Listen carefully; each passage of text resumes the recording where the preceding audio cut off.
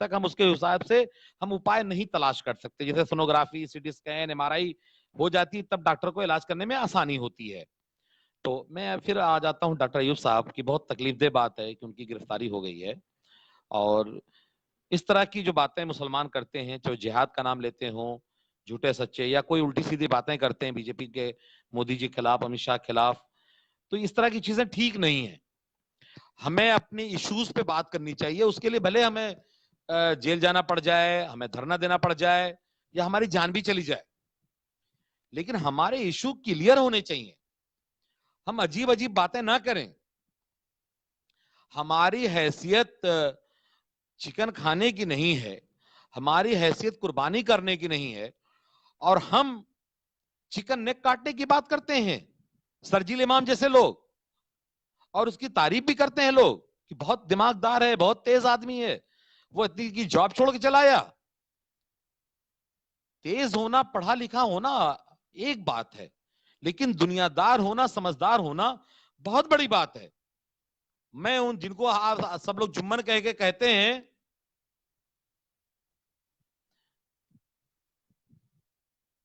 हाँ, जिन्हें जुम्मन समाज कहते हैं, मैं उनके साथ रहता हूं वोटिंग में। जिधर मेजॉरिटी जाती है मैं आमतौर पर उधर ही जाता हूं, चाहे वो चुनाव कोई भी लड़ता है। मैं दिमाग इस्तेमाल नहीं करता किसको वोट देना है। तो वो हमसे ज्यादा समझदार है। चिकन नेक कोई काट रहा है, कोई निजामे मुस्तफा की बात कर रहा है, कोई शरई अहकाम की बात कर रहा है, हुक्म इलाही नाफिज करने की बात कर रहा है, या हुक्म इलाही की बात कर रहा है। देखिए, नबी सल्लम जब तक मक्के में थे, नमाज तक नहीं पढ़ पाते थे बाहर निकल जा करके। जब हजरत उमर जो ईमान लाए हैं, तो जाकर के आप नमाज पढ़ने गए। मार खाने के बाद भी बदला नहीं लेते थे।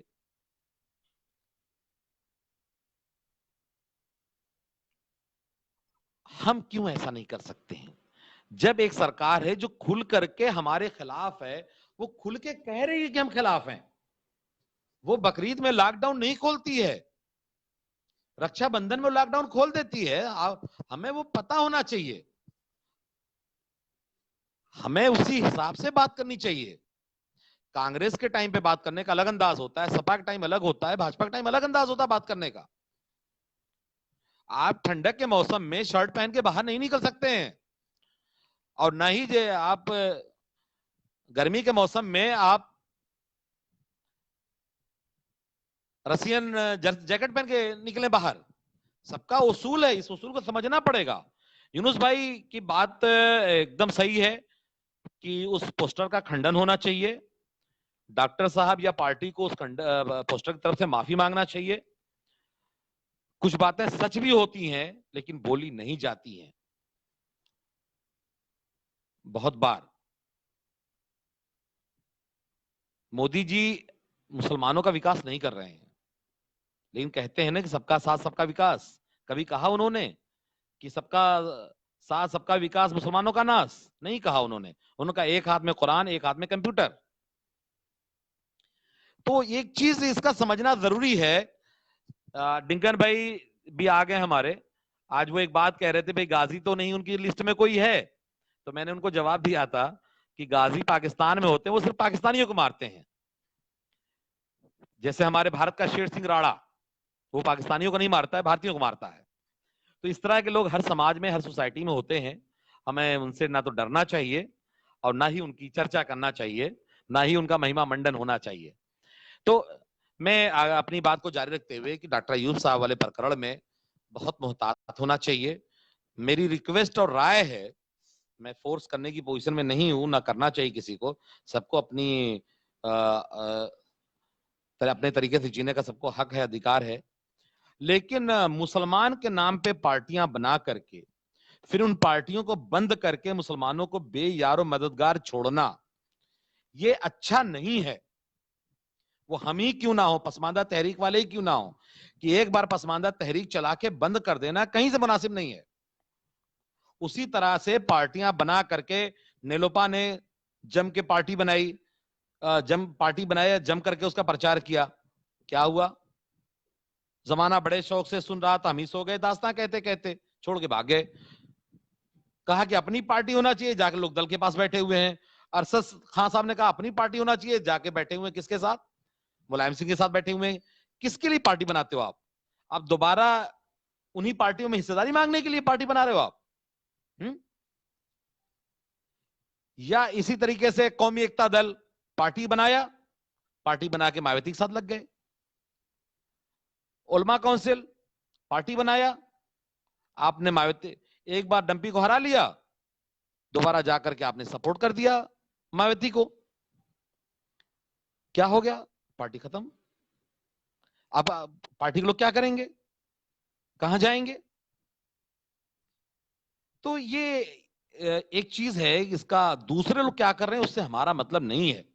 हम जब माइनॉरिटी की बात करते हैं, पसमानदा की बात करते हैं, मुसलमान की बात करते हैं, या कभी दलित पिछड़े की बात होती है, तो सबके अलग अलग मसले हैं। जो मसले राजभर के हैं वो मसले ब्राह्मण के नहीं हैं। जो मसले सोनकर के सामने हैं वो चमार के सामने नहीं है। सोनकर की कोई पार्टी नहीं, चमार की अपनी पार्टी कही जाती है, बीएसपी। तो सबके अपने मसले होते हैं, उन मसलों के हिसाब से काम किया जाता है। तो मेरी राय और रिक्वेस्ट है कि आप उन पार्टियों से परहेज करें जिनकी उम्र लंबी नहीं है, जिनके अंदर डेमोक्रेसी नहीं है, जो सिर्फ एक खानदान की पार्टियां हैं कि अगर वो आदमी मर गया तो पार्टी खत्म हो जाएगी। जैसे लोकदल है, अजीत सिंह की जिंदगी में ही लगभग खत्म हो गई है, क्या जरूरत थी उस पार्टी में रहने की लोगों को?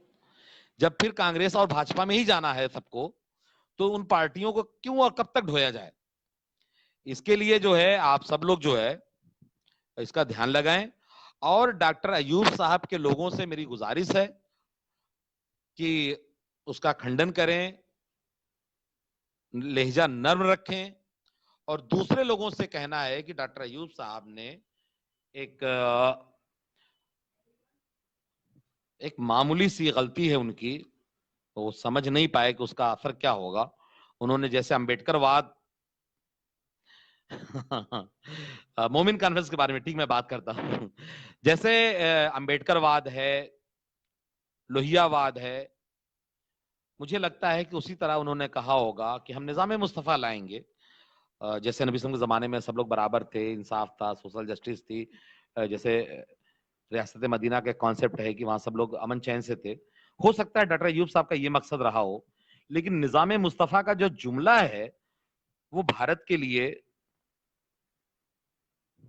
अच्छा जुमला नहीं है, भारत के बहुसंख्यक समाज के लिए। जैसे हिटलर नाम आम नाम है हमारे यहाँ, हर गांव में 2-3 हिटलर नाम के लोग होते हैं, लेकिन आप दुनिया में हिटलर नाम का रेस्टोरेंट नहीं खोल सकते, दुकान नहीं खोल सकते, ना अपने लोगों का नाम रख सकते हैं हिटलर। ठीक है ना? इस चीज को समझना होगा कि कोई नाम अच्छा बुरा, कोई टर्म अच्छा बुरा नहीं होता है, उस नाम को बना दिया जाता है। जैसे निजाम मुस्तफा का मतलब भारत में कुछ और लिया जाता है, तो इसलिए आप उसको जो है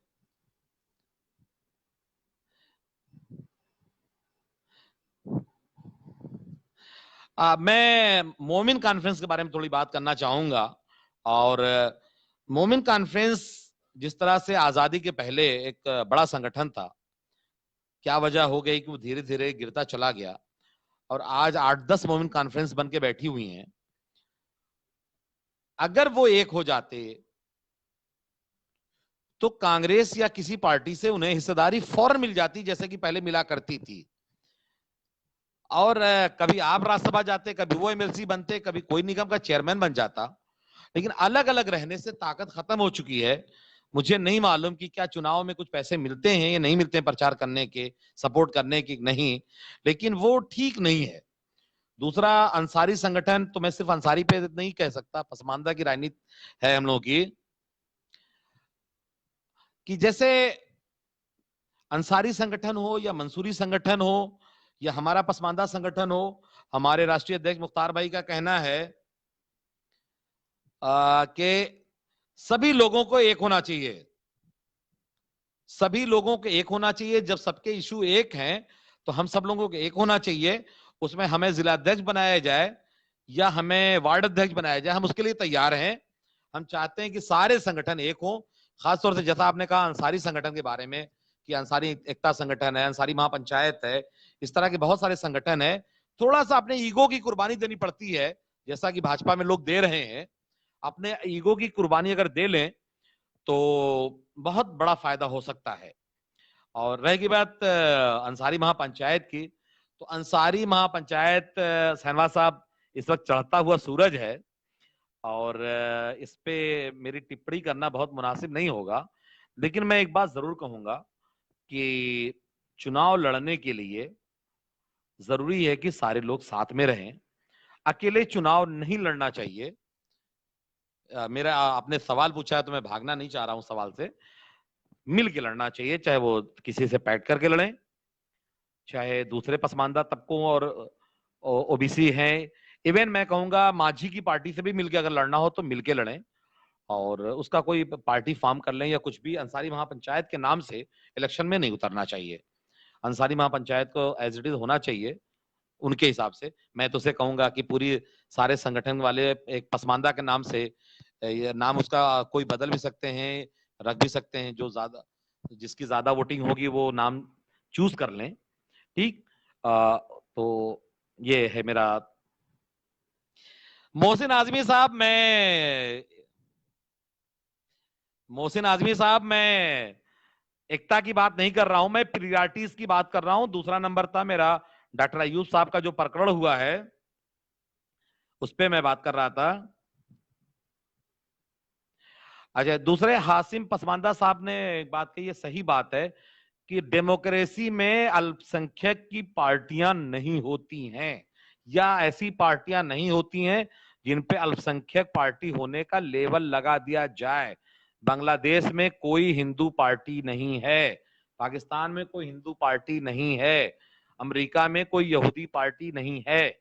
इस तरह और भी मुल्कों में इस तरह के मामलात हैं। पार्टी के लिए कम से कम 30% वोट होना चाहिए, तब आप पार्टी बना सकते हैं।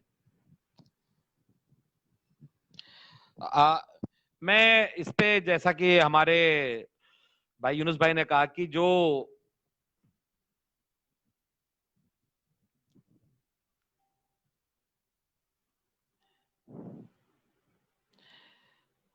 अनीस अहमद साहब और शहनवाज अंसारी साहब के सवाल बड़े टेढ़े टेढ़े हैं, लेकिन अभी मैं नेता नहीं हूं इसलिए सवालों से भागूंगा नहीं इंशाल्लाह। अनीस अहमद साहब, रिश्ते और दोस्ती हमेशा बराबर वालों में होते हैं, मैं इसको मानता हूं। और बिना लड़े एकता नहीं होती है। तो जब हम किसी के गुलाम बने रहेंगे, किसी के चेला होंगे, दूसरे दर्जे के मुसलमान होंगे, तो हमारी उनकी एकता नहीं हो सकती है।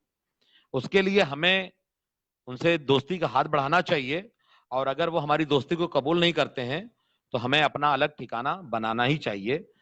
उसके बाद हम फिर दोस्ती हो जाएगी आराम से। हाँ, पसमानदा संघर्ष में अंसारी को छोड़कर दूसरी जातियां आगे क्यों नहीं आती? एक बहुत टिपिकल सवाल है, और ये सवाल पूछा जाना चाहिए था। इसकी वजह यह है, अंसारी के पास संघर्ष, अंसारी के पास 1925-24 से आसपास मोमिन कॉन्फ्रेंस के नाम पे संघर्षों की एक दास्तान थी। और इसको एक चीज और, इसको शहनवाज साहब जरा मेरी बात गौर से सुनिएगा, आपने सवाल पूछा है। अंसारी में भी जो शिया अंसारी हैं और या जो सुन्नी बरेलवी अंसारी हैं वो भी आमतौर पे आगे नहीं आते हैं, ध्यान दीजिएगा इस बात पे।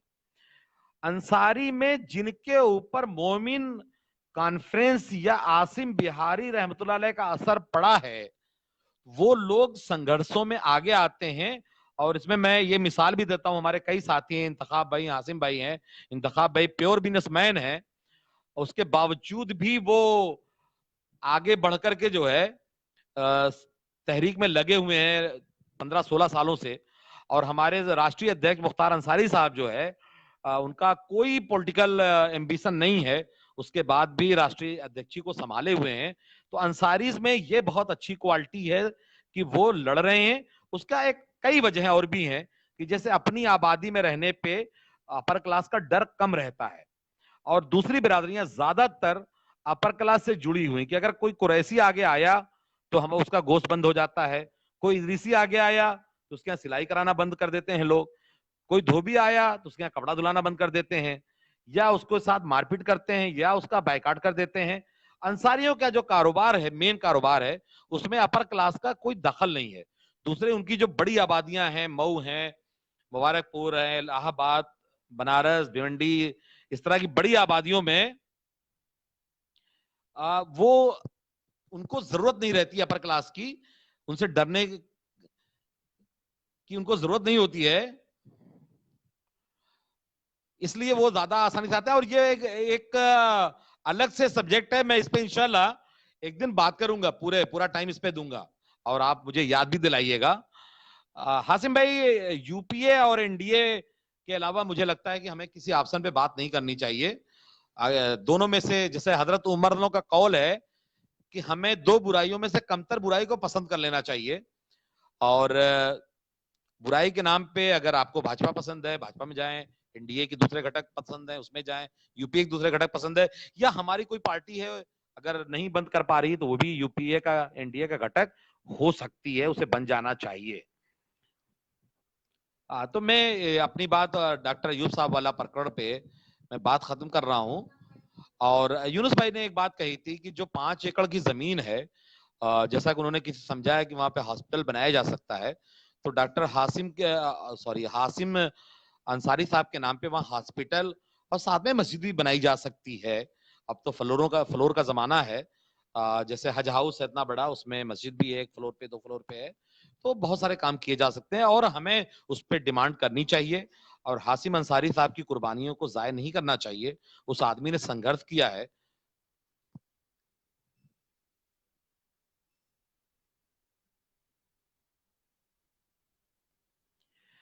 नूर हसन भाई, ये बात सही है आपकी बहुत हद तक, लेकिन अली अनवर साहब के बाद ये नहीं चल पाया, इसलिए हम ये बात नहीं कह सकते उतने मजबूती के साथ।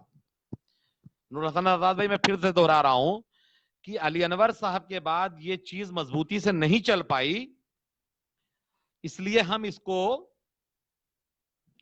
इतने उससे ढंग से नहीं कह सकते। हाँ, अगर आप अगुवाई शुरू करें, हेलो, अगर आप या कोई नान अंसारी पसमानदा अगुवाई करता है या बड़े लेवल पे हिस्सा बटाता है उसमें, तो ये एक बात आप हो जाएगी।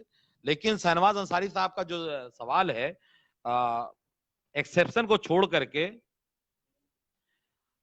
जी अनीस अहमद अंसारी साहब, पीस पार्टी का पतन हो गया, मुझे बहुत तकलीफ है, जबकि मैं मुस्लिम पार्टियों का समर्थक नहीं हूं, लेकिन जब एक पार्टी बन गई थी तो नहीं। नैतुल्लाह नन्हे साहब, देखिए, सेकुलर, पता नहीं, मुझे नहीं मालूम ये बात कहां से शुरू हुई है। हमारे संविधान में भारत को सेकुलर कहा गया है और मुसलमान सेकुलर नहीं है। पसमानदा तो सेकुलर हो सकता है, लेकिन बहैसियत मुसलमान, मुसलमान सेकुलर नहीं है। और वो उस चोंचले में है ही नहीं, वो उसके आगे की बात करना चाहिए। क्योंकि डॉक्टर